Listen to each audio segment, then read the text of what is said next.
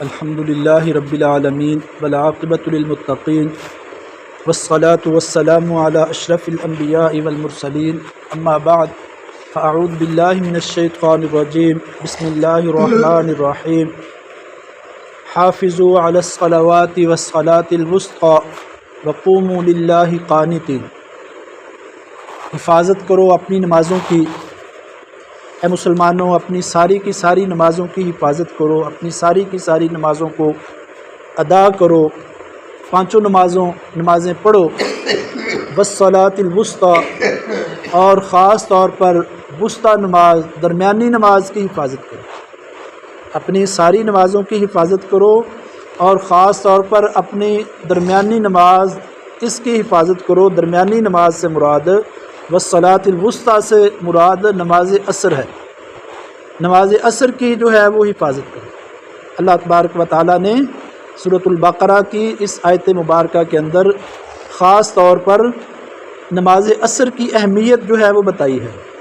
نماز عصر کی اہمیت بتائی ہے کہ نماز عصر کا خیال رکھو۔ نماز عصر کے وقت عام حالات میں آدمی بڑا مصروف ہوتا ہے،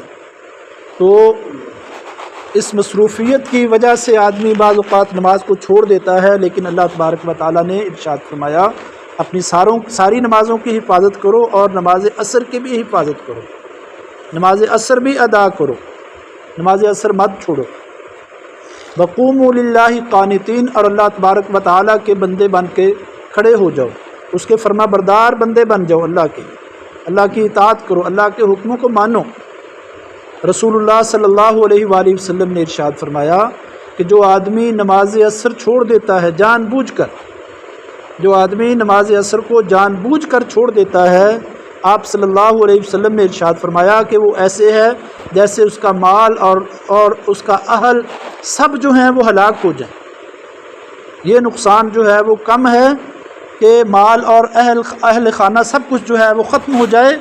لیکن نماز عصر کا چھوڑنا، جان بوجھ کر چھوڑنا،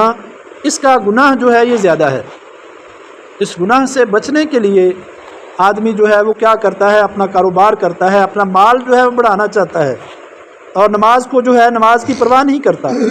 لیکن اللہ کے پیارے پیغمبر صلی اللہ علیہ وسلم نے ارشاد فرمایا کہ جو آدمی نماز عصر کو جان بوجھ کر چھوڑ دیتا ہے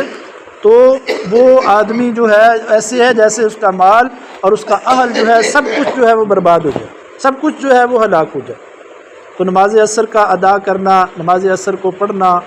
اور جلدی پڑھنی چاہیے۔ یہ نہیں ہے کہ آدمی اس بات سے بھی